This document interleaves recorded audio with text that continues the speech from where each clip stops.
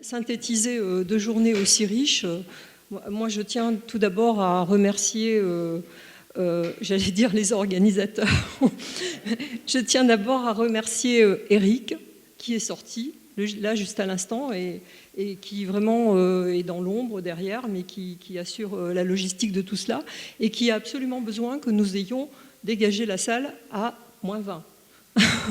Donc voilà, il faut le savoir.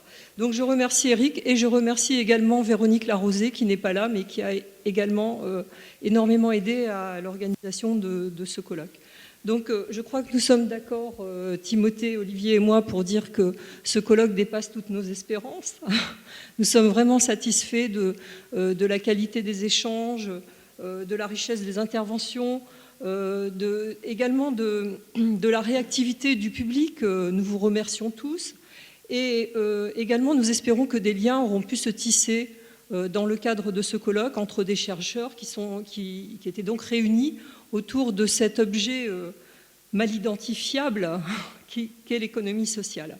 Et vous remarquerez que tout au long de ces deux journées, nous n'avons quasiment jamais parlé d'économie sociale et solidaire, puisque bien sûr nous sommes dans l'histoire. Donc nous avons entendu non seulement des historiens, mais aussi des sociologues, des économistes, lesquels se sont tous excusés de ne pas être historiens et de faire tout de même de l'histoire. Et les historiens acceptent leurs excuses et nous les encourageons bien sûr à renouveler cette expérience, d'autant plus que si nous n'avions convoqué ici que des historiens de métier, la table aurait suffi là, je pense. Donc heureusement que des chercheurs d'autres disciplines ont investi ce champ. Et nous avons pu constater que le croisement des méthodologies qui est propre à chaque discipline permet d'envisager chaque questionnement en fait sous un angle différent. On ne peut donc qu'encourager à l'échange des savoirs méthodologiques, à une collaboration heuristique entre les chercheurs, entre les historiens, les économistes, les sociologues, les géographes, les anthropologues, les juristes, etc.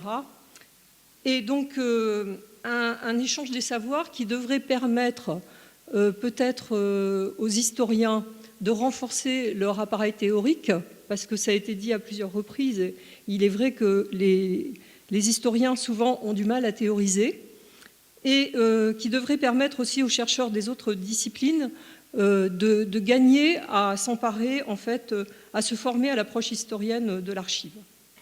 Donc au-delà de cette question méthodologique, nous avons observé qu'il y avait des questionnements récurrents, notamment tout ce qui tourne autour de la dialectique collectif-individuelle, c'est ressorti à peu près dans toutes les communications.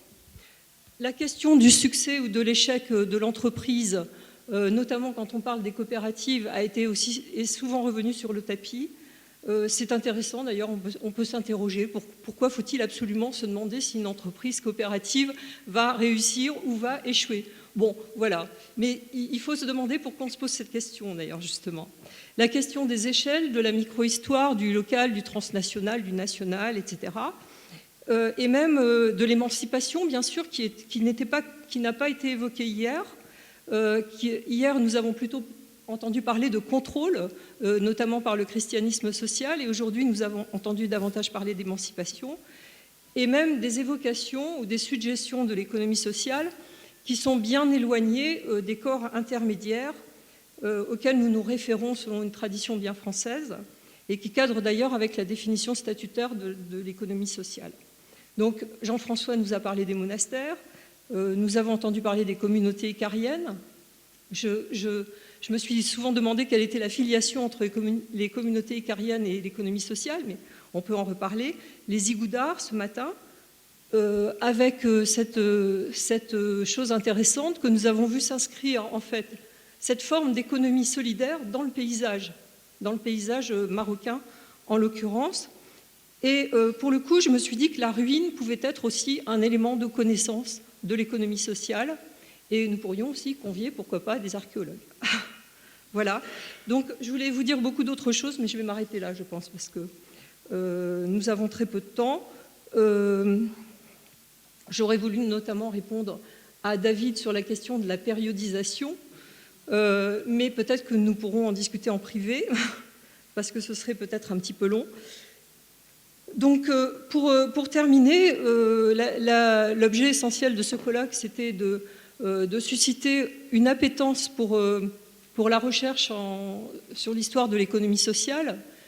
Et bien sûr, il reste maintenant à se demander pourquoi les jeunes historiens n'investissent pas davantage ce champ. Ça, ce sera peut-être l'objet d'un autre colloque d'ailleurs, parce que finalement, nous n'en avons pas parlé. Et mon regret, c'est qu'il n'y ait pas plus de représentants des institutions d'économie sociale, parce que les historiens, vous le savez, ont besoin aussi de ces structures de l'économie sociale pour mener leurs recherches, non seulement pour accéder aux archives, mais je pense notamment aux jeunes chercheurs. Ils ont besoin aussi de financement, ils ont besoin de motivation, mais aussi d'une logistique matérielle. Et voilà, il nous reste encore à pouvoir motiver le monde de l'économie sociale à tisser ces liens avec les chercheurs et non pas dans une logique d'instrumentalisation, comme nous l'avons évoqué à plusieurs reprises, et bien se rendre compte que valoriser l'histoire, c'est souvent plus productif finalement qu'une campagne de communication souvent dispendieuse et qui ne permet pas de distinguer l'économie sociale du reste de l'économie. Voilà, je passe la parole à vous. Merci à toutes et à tous pour votre attention, vos contributions et vos participations. Ironiquement, hier, je disais que j'aurais le mot de la fin, mais certainement pas le dernier mot. J'espère que ça sera bien le cas. On s'est posé la question au départ de à quoi sert l'économie sociale et solidaire. Je voudrais finir en posant la question de la fin et des finalités, avant d'aborder la question des pratiques et quand même des théories, et en finissant sur le pourquoi faire cette histoire de l'économie sociale et solidaire, mais surtout pour qui et avec qui. Alors, en pensant à la question des fins et des finalités, je n'ai pas pu m'empêcher à la question de la fin de l'histoire de Francis Fukuyama. Vous connaissez tous l'ouvrage, hein, cette idée que ça correspondait bien à la réalité des années 90. C'est quoi ? Alors 60. Mais je peux me passer du micro, ça gêne pour la captation. Il faut que je le mette là, comme ça va ? Alors, je repensais à Francis Fukuyama à la fin de l'histoire avec cette vision assez réaliste des années 90 où on se trouvait dans une situation où la démocratie, les droits de l'homme s'imposaient comme une fin en soi. Et ce qui me posait la question un petit peu de la démocratie est-elle une fin ou un moyen ? Et pourquoi je pose cette question ? Parce qu'il y a un peu eu cette idée qu'à partir du moment où la démocratie rentre dans l'entreprise, ça y est, c'est l'économie sociale. Or, est-ce que l'économie sociale, c'est juste le moyen, transformer l'économie, l'entreprise avec des méthodes de gouvernance démocratique, ou est-ce qu'on transforme l'entreprise en gouvernance démocratique, mais dans le but de faire quelque chose derrière. L'autre question aussi de Francis Fukuyama, c'est cette idée, l'œuvre, elle est très centrée sur comment, en fait, au moment où le marxisme idéologique s'effondre, finalement, la philosophie libérale d'Emmanuel Kant et de Hegel triomphe. Et puis il y a l'oubli, comme dans beaucoup de manuels de philosophie, de sciences sociales, etc., tout ce qu'il y a entre Kant, Hegel et Marx, à savoir le positivisme kantien, à savoir le saint-simonisme, le fouriérisme et plein d'autres théories d'histoire qui ont une grande influence sur l'économie sociale, n'est pas évoqué. Alors, premier élément, on s'est posé la question de la définition des sociétés de l'entreprise sociale. Je crois qu'on a beaucoup d'études de cas qui sont davantage des études qui montrent la grande variété d'entreprises sociales qu'il existe. On peut focaliser sur des pratiques qui sont démocratiques, communautaires dans l'histoire, comme la communauté monacale, comme les igoudas, en passant par de nombreuses formes de communs qui ont été évoquées.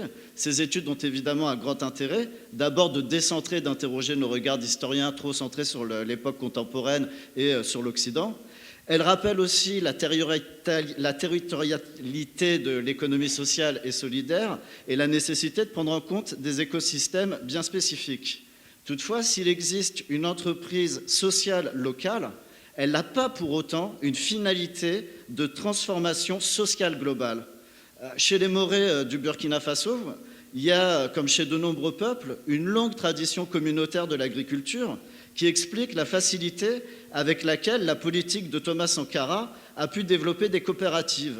Mais le but n'était pas seulement de faire produire et consommer burkinabé, Le but était de libérer l'Afrique de l'impérialisme, d'instruire les enfants, d'émanciper les femmes, de développer des relations internationales solidaires. On sait comment a fini la révolution sankariste et la responsabilité de gouvernements qui, à l'époque, institutionnalisent l'économie sociale en même temps. Je reviens sur la philosophie de l'histoire développée chez Francis Fukuyama. Dans son ouvrage, comme dans la plupart des manuels de philosophie de l'histoire, on passe rapidement, comme je l'ai dit, de la philosophie kantienne et hegelienne à celle de Marx en omettant la multitude de philosophies de l'histoire qui sont apparues entre les deux, Saint-Simon, le positivisme d'Auguste Comte, les théories de Fourier, une pléthore moins connues de théories socialistes qui ont contribué à faire des sciences humaines et sociales et d'une certaine manière de l'économie sociale des enfants des révolutions politiques et industrielles du XIXe siècle. On s'est beaucoup intéressé durant ce colloque aux pionniers et pionnières de l'économie sociale et solidaire sur un long XIXe siècle, puis on s'est beaucoup intéressé à la phase d'institutionnalisation de l'ESS ces dernières décennies, négligeant finalement la période d'apogée qui était le milieu du XXe siècle, où l'on pouvait constater la forte contribution de la République coopérative à la mise en place de ce qui est devenu l'État-providence.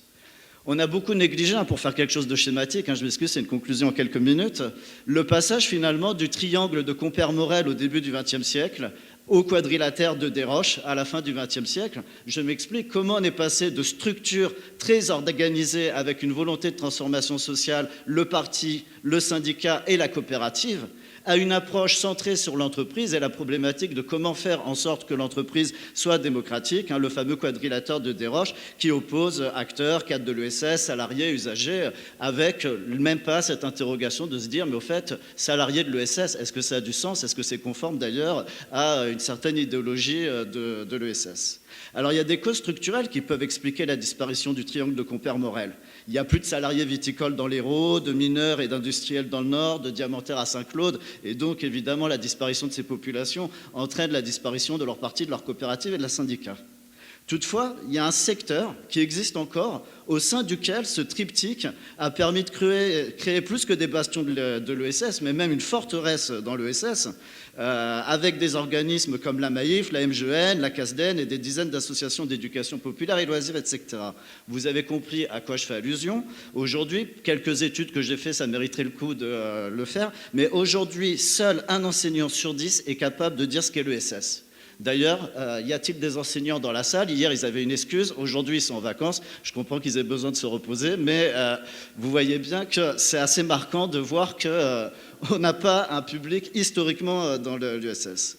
Alors, je rappelle que c'est des fourriéristes qui ont créé les premières bibliothèques populaires et des bibliothèques mutuelles. Je rappelle le rôle des Saint-Simoniens et des Saint-Simoniens dans les cours d'histoire. Flora Tristan qui faisait des cours d'ouvriers. Jeanne de Rouen qui forme des multiples associations en 1848 et dans les années qui suivent, qui adhèrent à la Banque du Peuple. Je rappelle que les mutuelles scolaires avaient été fondées sous la Troisième République pour lutter l'influence conservatrice de l'épargne scolaire. Après la Première Guerre mondiale, je vous rappelle que le solidarisme de Léon Bourgeois, avec Ferdinand Buisson, avec Charles Gide, développe l'éducation à l'enseignement, à l'éducation solidaire dans les universités, mais aussi dans le secondaire, mais aussi dans le primaire, avec en 1930 un livre de Gide destiné à toutes les institutrices et instituteurs pour expliquer aux enfants ce qu'est la coopération. La création de l'OCCE, l'Office central de la coopération à l'école, qui avait pour but d'éduquer à la coopération, c'est encore un travail valorisé par la Fédération nationale des coopératives de consommation. Rappelons qu'à cette époque-là sont créés les PUF, les presses universitaires de France, c'est une coopérative aussi. Alors l'ESS et son histoire ne sont plus enseignés et il n'est donc pas surprenant que la plupart des jeunes ne la connaissent pas. C'est pas étonnant non plus que les universités ne savent pas se gérer démocratiquement et que la recherche soit mise en concurrence. Vous avez compris que j'en arrive à la problématique quand même qui me concerne depuis quelques mois, et je pense vous aussi. On vit un mouvement social historique par sa durée. Quand des jeunes collègues se sont lancés dans la reconductible le 5 décembre, jamais ils auraient pensé qu'ils auraient pu battre des durées de grève de 36 ou de 68. Et pour arriver à quel état? Pour arriver où on en est aujourd'hui? Là, je crois qu'il y a un vrai problème à se poser par rapport à l'économie sociale. Je reviens sur des choses qui pourtant, la question de l'éducation et de la santé, c'est un bastion de l'économie, c'est une création de l'économie sociale et solidaire. Les retraites, la sécurité sociale, c'est un héritage de l'économie sociale et solidaire. Où est l'économie sociale et solidaire aujourd'hui dans les manifestations? Où est une banderole économie sociale pour soutenir les travailleuses et travailleurs qui connaissent une véritable politique de régression sociale depuis 2 décennies? Je crois qu'il faut rappeler cette question-là. Il faut se rappeler pourquoi on fait cette histoire et dans quelle finalité et dans quel but. Moi, je vous rappelle quelques éléments quand même. On parle de solidarité et d'universalité. La question d'un revenu universel, pourquoi elle ne réapparaît plus dans la question des retraites? Cette question du revenu universel, elle peut s'inscrire dans ce que Marx appelait l'extension de la France collective et qui reprenait l'erreur de compte du capitaliste de Proudhon. Pourquoi on n'en entend plus parler? Pourquoi dans ce colloque, le saint-simonisme a été très peu évoqué, alors que le saint-simonisme c'est quand même à l'origine de l'association, mais je vous rappelle surtout que dans la théorie de Saint-Simon, il y avait l'idée de l'abolition de l'héritage. On nous dit qu'on ne peut pas faire de répartition. Mais enfin, je vous rappelle quand même que la problématique de l'héritage, vous voyez qu'il y a beaucoup de travaux ces derniers temps qui nous montrent qu'il y a un gros problème et qu'on est sur près de 100 milliards de transmissions par an quand on nous demande à nous de faire des économies pour les 10 milliards qui manquent, pour la sécurité sociale, pour le chômage et ainsi de suite. Donc je pense que vous l'avez bien compris, il faut se rappeler que l'économie sociale, elle est née de théories qui prônent le progrès. Elle naît de théories qui ont une finalité, qui ne sont pas seulement des moyens de gouvernance, comme toute la floraison de master de l'ESS, gouvernance de l'ESS, communication de l'ESS, etc. Il y a un moment donné où il faut se poser aussi pourquoi il n'y a plus l'histoire de l'ESS. Peut-être parce que cette histoire, elle fait critiquer, elle interroge les sources, elle permettrait de se poser la question est-ce qu'il y a une telle filiation qui nous permet de passer de Proudhon au solidarisme, de solidarisme à Desroches, de Desroches à Rocard et de Rocard à Hamon? Non, il y a un moment donné, si on demande à des militants de l'ESS d'observer les discours qui ont été produits à différentes époques, je pense que ça vaudrait le coup d'être intéressant. Alors j'en arrive justement à la question, avec qui faire cette histoire de l'ESS? Avec qui? Est-ce qu'on va la faire avec des bénélariés ou des salaires vols de l'ESS? Pardon, je voulais dire des salariés de l'ESS. Est-ce qu'on va le faire avec des précaires de la recherche? Des gens qui sont docteurs sans emploi et qui donc font de l'activité bénévole? Avec des enseignants qui, comme la majorité des travailleurs, ont vu leur niveau de vie baisser ces 2 dernières décennies. Donc je crois qu'il y a une vraie question, il y a un vrai problème de se poser le pourquoi et le comment on fait cette histoire de l'ESS. Certes, on ne peut pas négliger le rôle que les institutions peuvent avoir pour accompagner peut-être, je pose bien peut-être, ce développement de l'ESS. Mais je pense qu'on doit montrer que l'histoire de l'ESS, elle sert avant tout à la société, aux travailleuses et aux travailleurs. On doit montrer qu'elle a un moyen de reconquérir notre historicité, de retrouver notre dignité de travailleurs, de citoyens, de citoyennes, qu'elle doit être un moyen d'émancipation et non d'auto-aliénation et non de mise en concurrence des individus, comme c'est bien trop souvent le cas dans les mouvements de la recherche, de l'histoire et de l'ESS. Voilà, j'espère donc du coup que vous avez compris dans quel sens, j'espère que nos travaux vont aller dans le sens. Je n'ai pas l'intention qu'on retienne ce moment-là comme un moment où on pourra dire plus tard j'étais en 2020 au CEDIAS pour marquer une étape dans l'histoire de l'ESS. Non, moi je me pose la question de qu'est-ce qu'on va dire à nos enfants. Est-ce qu'on a laissé en même temps qu'il y avait un mouvement social qui luttait contre la régression sociale ou est-ce qu'on était en train de faire notre petite carrière chacun de notre coin? Donc je pense qu'on est très nombreux, acteurs, historiens, universitaires de l'économie sociale et solidaire. Si on veut que cette histoire, elle serve à quelque chose, il faut se poser la question de avec qui on l'a fait, comment on l'a fait et pourquoi on l'a fait. Je suis désolé pour cette propagande, mais j'avais besoin de vous dire ce que j'ai sur le cœur.